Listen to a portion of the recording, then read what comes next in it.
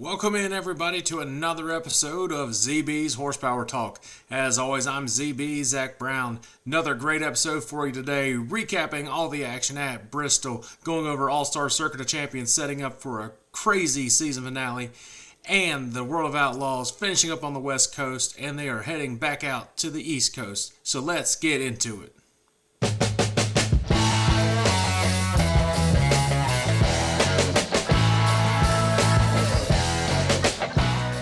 Alright, as always, we're going to go over the Bristol races. 3-night races at Bristol. Definitely put on crazy shows for the NASCAR playoffs, setting them up. And the final race of the first round in the NASCAR Cup Series, leaving 4 Cup drivers disappointed. Denny Hamlin gets the big-time win at Bristol, solidifying a spot in the round of 12. He was locked in on points, but was at the right place, right time at the end. Came out of nowhere, really, and is victorious over Kyle Larson at Bristol. The biggest news is that defending reigning series champion Joey Logano has been knocked out of the first round. The first time a defending champion has not made it through the first round of the playoffs. Joining him in the elimination, Kevin Harvick, Michael McDowell, and everybody thought it was about to be Martin Truex Jr. and the Daytona 500 champion Ricky Stenhouse Jr. All eliminated after the competition at Bristol. Very shocking that Joey Logano was knocked out. I don't think anybody expected that. And going into the race, Truex was battling to make it into the next round as the regular season champion. That was one of the craziest things. Well, points reset going into Texas, and Martin Truex Jr. Has those bonus points. I think it's a 25-point lead over the cut line right now, so that definitely helps out. But as this previous round showed, anything can happen, and just if you have a race or two of bad luck, you put yourself in jeopardy, you put your season in jeopardy, and get into a must-win type of situation. And these next couple races are not the easiest. You got Texas, which is a tricky track right now. It's not your traditional mile-and-a-half racetrack. And then you've got Talladega. That's a fucking crapshoot. Nobody knows what can happen at Talladega. And then you got the Charlotte Roval. Again, that's another crapshoot. You've got road course. So you can't rely on wins. You've got to, or rely on the just points. You've got to try to get a win. So Texas is a big race for these 12 drivers going in. And we'll talk about it and preview it later on Crew Chief Corner. But it's definitely shaking up to be an interesting rest of the season. In the Xfinity Series at Bristol, Justin Allgaier gets the win. It looked like for a while his boss man was going to get the win. Dale Earnhardt Jr. led 47 laps at the Bristol night race. The first time leading in such a long time. You know the crowd was going crazy, and you could tell Jr. was hyped up. He was so excited. But obviously something was going on. I think it was in the transmission box or something. Caught him on fire. He had to park it on pit road and jumped out of the car. And I think he was more excited seeing Justin Allgaier get a win at Bristol. And Justin Allgaier drove his boss man to victory lane. And it was definitely a cool sight to see. But cool seeing Junior be competitive in this race and having a chance to win. He was excited, and it's just cool to see anytime Junior gets to hop back in the car. It's good for NASCAR, and it's good for, obviously, TV ratings. And good for the fans that always grew up watching Junior, and was his favorite. He was my favorite driver for a long time, so that was definitely cool to see. The Truck Series on Thursday night, Corey Heim comes away with the win over Christian Eckes. So Corey Heim moving on in the playoffs for the Truck Series, going into the Final Four. So 2 more spots remain for the NASCAR Craftsman Truck Series as we head into Talladega. So we'll see what happens. That was the first round of 8. First round 8, and you got 2 more rounds, or 2 more races in that last round, and we'll see what Talladega Madness brings in a few weeks. Going to the talk about the All-Star Circuit of Champions. They're down to the final race of the year. We'll preview that again here later on, but Fremont had back-to-back races, incredible races.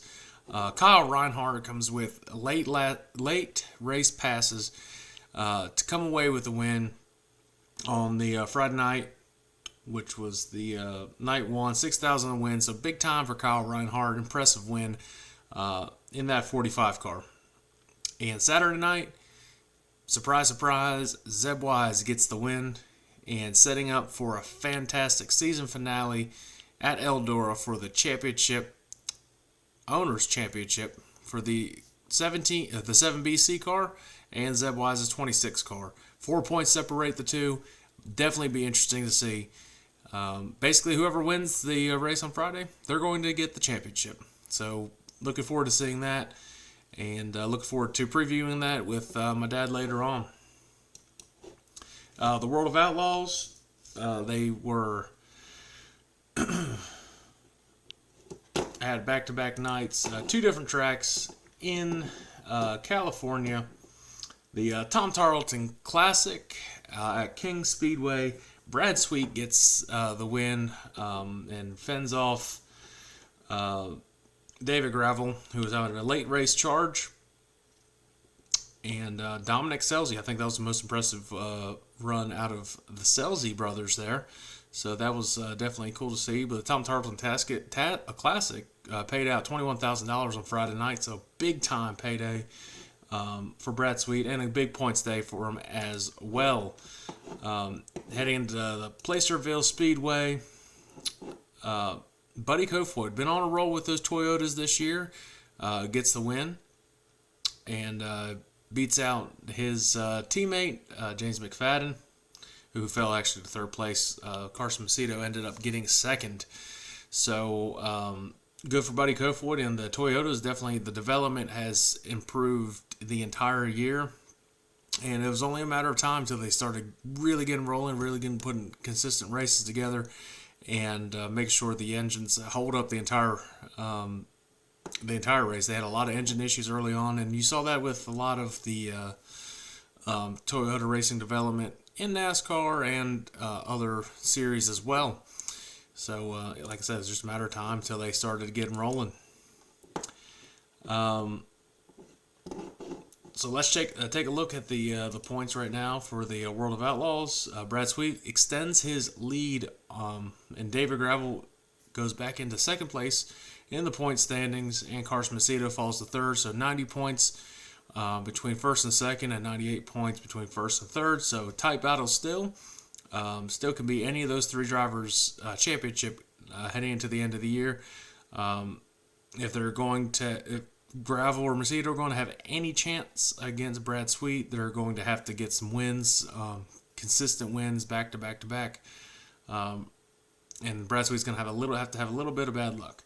The biggest thing you see on here is that Brad Sweet has 53 top 10s, and David Gravel has 49 top 10s. David Gravel has the most wins in World of Outlaws this year, but with 10. But he also has had more DNFs and I guess worse luck than Brad Sweet, and that's what separates it. Yeah.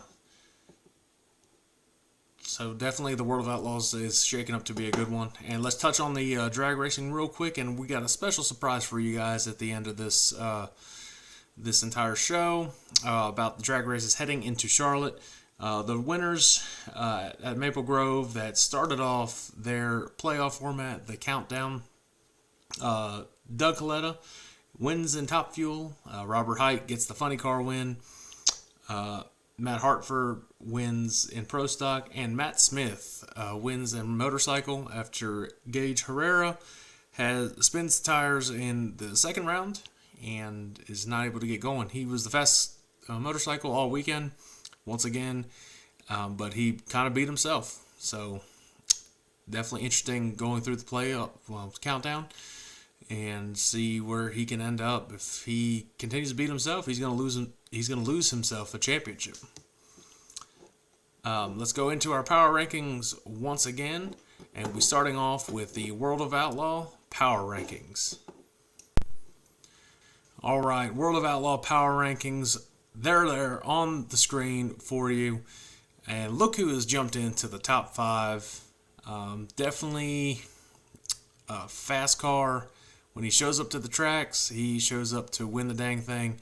I've got the winner at Placerville, Buddy Kofoid, moving into the top 5 World of Outlaw power rankings. At number 4, I've got Logan Schuchart, the $1 Million Man himself, at number 4. Not as consistent as he has been, but I mean, he's got 6 wins on the year, and it's one of his career years right now. Nothing to be down on still. He's down at number 4 in the power rankings. Number 3, I've got the guy moving to second place in the standings, David Gravel, slowly climbing back up into the mix and being there to make up some ground on Brad Sweet. So David Gravel at number 3. Number 2, we have got Carson Macedo.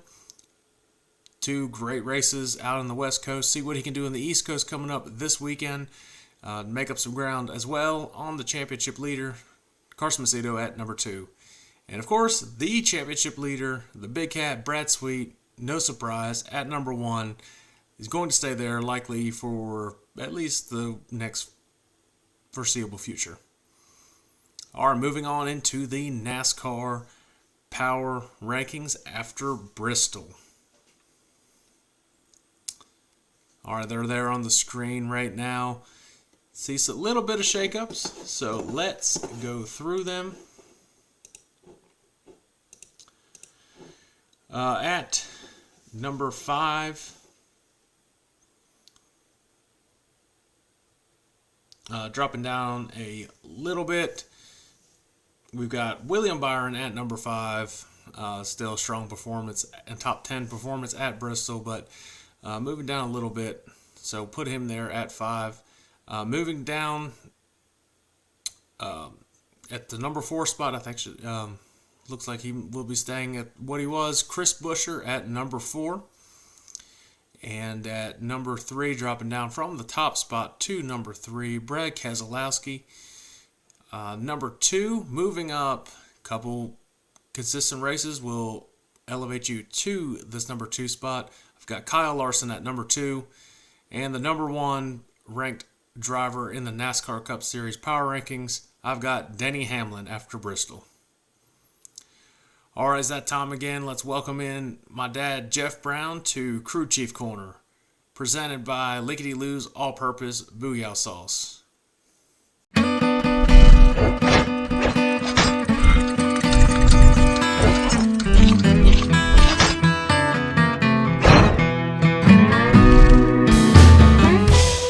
All right, Dad, welcome back. We are at it again for another week of Crew Chief Corner. Looking ahead, we've got All-Star Circuit of Champions wrapping up in their season finale, the Outlaws at Eldora and Sharon Speedway, and NASCAR taking over the big state of Texas. So let's go right into it.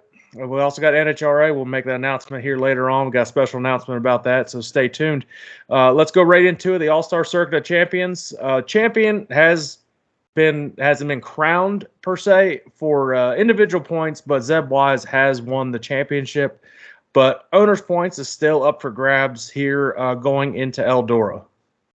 Yeah, we're getting to our segment's getting a little shorter. We're getting to the end of the year, so it's it seems like just yesterday we were starting down in Florida for the season. Now we're at the end of it. So. But yeah, with Tyler Courtney getting hurt, otherwise I think it would probably pretty much be a runaway for him on that one. But who is leading the owners' points on that one? I believe it is. Yeah, it's the Radine Racing. So Zeb Wise's team is winning.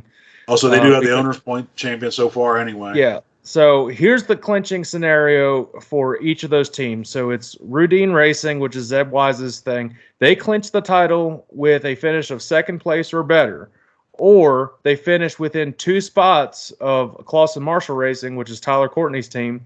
And as long as they don't win, as long as the Tyler Courtney's team does not win, if Tyler Courtney ends up winning, they have to finish no worse than second for Zeb Wise to win his team to win the title.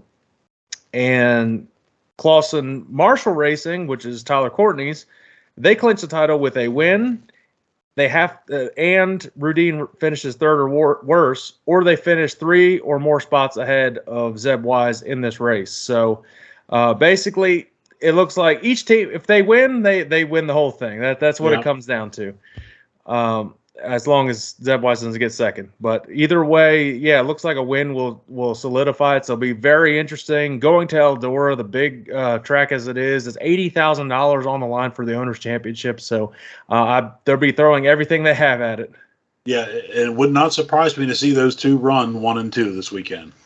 Very, very good chance. I'm expecting a good race. Hopefully the track will be ready to roll on Saturday night because the Outlaws are racing there Friday night and they go to Sharon on Saturday. But they'll have a race already in the bags at Eldora, so could be pretty good racing for Saturday setup. Yeah, I wonder if you'll see some of the guys that aren't going for outlaw points like Rico or some of the other ones might stay for Saturday and Sunday at Eldora instead of going over to Sharon. It's a possibility they run that last All-Star race at Eldora. Yeah, if Rico makes the trip, who knows? I don't know. They just race in California, so I mean that's a long drive for them to come. Just for that, but we'll see. But all right, well, we're going to go into the picks for the All-Stars for the final time for this season because the Tuscarora is not going to be technically an all-star race anymore next month. But I bet all-stars will race in it, but it's not an all-star circuit champion race per se. So it's between these two drivers, and I'm willing to bet one of us has at least one of each. So go ahead with yours. Yeah, I got the pick. I'm going to go with Tyler Courtney on this one.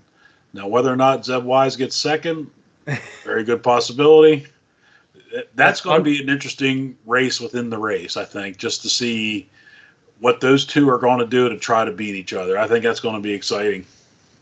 Shoot, they might end up both wrecking each other, and whoever can have the best pit crew fix-it repair time. Yeah, that's true. End up winning the title, so that could be very much. I'm going to go with Zeb Wise. Easy pick for that. Just so there's not as much drama. He wins. He wins the championship for the owners and the individuals. So, there we are. If you were going to go the other way, I was going to go the other way. So we're going to split it this week. Going into the World of Outlaws, they're racing at Eldora. Then they go to Sharon Speedway. So obviously Sharon Speedway's in Ohio, so it's obviously not too far from Eldora for them to make that type of trip. Nah, it's only a couple hour trip if I remember correctly, so it's not too bad. And it's on the way to Pennsylvania from Ohio, so they'll be in. They're going to be in Williams Grove next week, so it actually kind of makes sense. Go from Western Ohio. Hi, buddy. You show everybody what you got today? He's very proud of this. They can't see you. What did you get today? You got a pumpkin? Wow.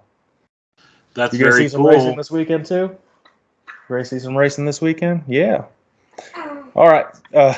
So go on. Sorry, a little interruption. That's okay.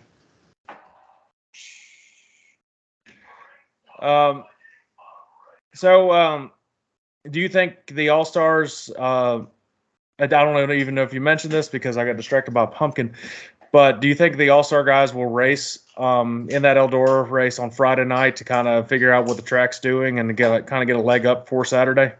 Unless they, and I don't think the All-Stars do, unless they have some rule that they're not allowed to run, I would think it would be pointless to not run that show. You're already out there, you might as well race. Now the catch on that is you tear up equipment, and then you're going to be building the car in the parking lot, Saturday to get the thing ready, or have another one ready to go. So yeah, that's what I was about to get to. I mean, if you get out there and you flip a car, I'm sure Tyler Courtney and Zeb would have a backup ready to go. I'm sure they do. Or, they'll at least have.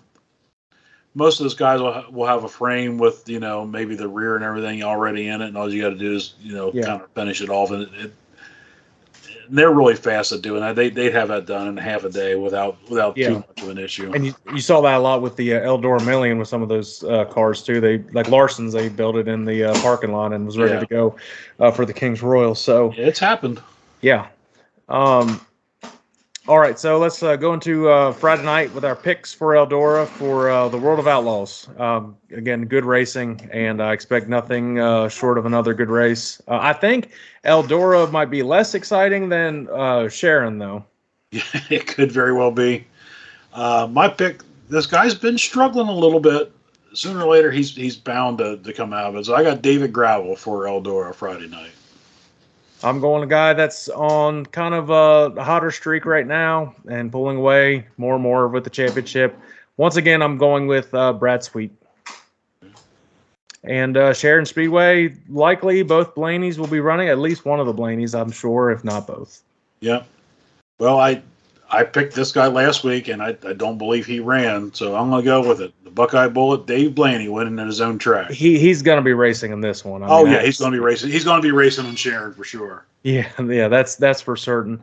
I'm going to go with a guy I've picked not too often, but I mean, you've kind of been on a high horse with him. He's been struggling lately, but I think he's due for a win as well. It's been a while since I picked him. I'm going with Sheldon Hodenshield. Okay. All right. Well, that does it for the dirt racing this week. We're going to get into NASCAR, and then we're going to make a special announcement about the drag racing this weekend. So that's one you're going to.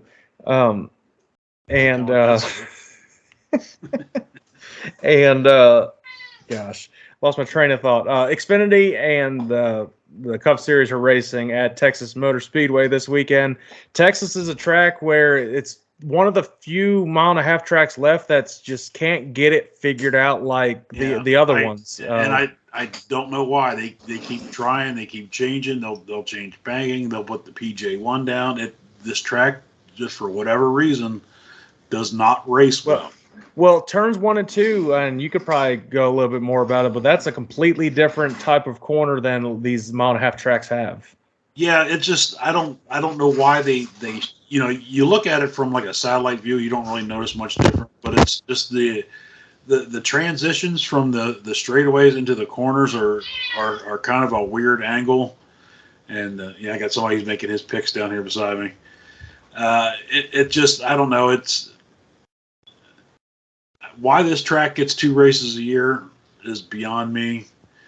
But it doesn't race well, and I don't expect it to be. I expect this to be a relatively boring race this week. It's not a cutoff where everybody's going to be trying real hard. Necessarily, I think they're going to try just to stay out of trouble more so than try to win.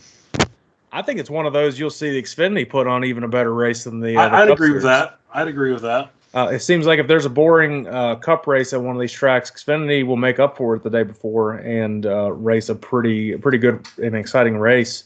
And just I guess it's just how the cars are set up. I don't agree that they're running the 550 horsepower, whatever it is, package at this track. I think I don't. Other than the super speedways, just let them run wide. Give them the horsepower. And even all the drivers are for that too. I mean, it gives them a car that they'll have to actually have to race. It's the dumbest thing I've ever seen. Racing was like, if you're making more horsepower than everybody else and you're legal, more power to you. But one thing I guess it could be make the difference here and shake things up is if it is hot, it has the Texas heat, and the track gets slick, that could add a big element and add some excitement to the race. Yeah, you get the car. The racing's better when the track actually slows down and the cars slide around a little more, just like on dirt. You get those dry, slick tracks. The racing's generally better, even though they're going, considerably slower. nobody cares. Like, they're still going fast, but you want to see a good race. Well, for my picks this weekend, I'm going with a manufacturer sweep. I'm not going to give away which manufacturer, but you might be kind of thinking what I'm thinking. So let's dive into it. Xfinity Series racing Saturday at Texas. Who are you going with? Probably a good chance we got the same guy, John Hunter Nemechek. Yeah, and I'm going to the Toyota sweep this weekend. Whew, there's a surprise. And they're just fastest on the mile and a half, and especially in Xfinity, John Hunter, they've got it rolling. I'd be shocked if anybody can beat him in the championship. I mean, Allgaier is up there. He's been running really well lately. But the mile and a half tracks, the Toyotas in the Xfinity Series really, seem to really have, fast. they seem to have a leg up in that one. So, that's what we're both going with. And for your Cup Series pick, So I'm changing up with me and Mom. We got all the manufacturers covered here. So I got William Byron for Cup, and Mom's got Ryan Blaney. and again, I said it's a Toyota sweep this weekend, and this is a guy I thought was going to be out of the first round, and I ate my words after that second race. They were able to put a full race together, and if they don't have any issues on pit road, this will be one of the fastest cars at the mile and a half tracks. I'm going with Tyler Reddick. Okay. All right, so let's talk about what's going on with the drag racing. They are coming to Charlotte. I actually saw some of the rigs today while I was at work. They're starting to flood into ZMAX for the Carolina Nationals. And we'll actually be there live in person. So we're not going to do our picks here for drag racing. Actually, we might go through and see what the qualifying's like and see who we like on that, and kind of make our picks from there. But we'll be posting videos throughout the day of the experience at ZMAX, and should be a good time. We'll be in a suite. We'll be right behind the start line. And if no one's ever experienced the drag racing, it's something else. And it's really cool when you get to see them in a suite too. It's not as loud, but you still get to feel the vibration from the engines. It's pretty cool. So, and I think Top Alcohol dragsters are there as well. So, looks like Tony Stewart will be running. Yeah, I don't know if I've ever been at the start line and watching the nitro cars launch. That's going to be like watching a rocket go up. I mean, they're just going to disappear quick. So yeah, that's going to be awesome. And there's a lot of lower classes. A lot of people don't really they don't get a whole lot of attention. So hopefully maybe we can bring a little bit of attention. Yeah, and we'll be bringing this guy along too, so he'll be in some of the videos seeing for the drag. I'm not a guy.